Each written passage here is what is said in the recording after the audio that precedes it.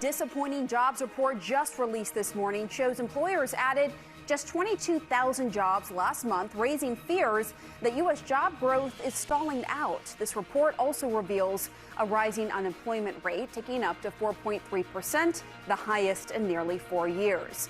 CNN's Vanessa Yurkevich is in New York, and CNN's Elena Trina is at the White House. So, Vanessa, put this in perspective for us. These numbers that were lower than what economists had expected. Help us understand.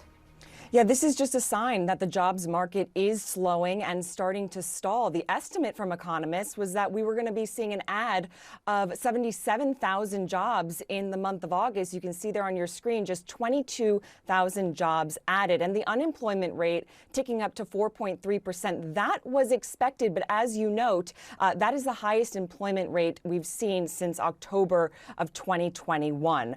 Also worth noting that there were revisions in this report. Revisions are normal, but there was much to do about this in the last jobs report, looking at significant revisions, smaller revisions in this report. July revised up by about 6,000 jobs, but look at that on your screen. If you look at the lower right-hand corner there, you can see that the month of June was actually revised down into negative territory, so 13,000 jobs lost from the U.S. economy in the month of June. That breaks a historic streak of jobs growth since December of 2020.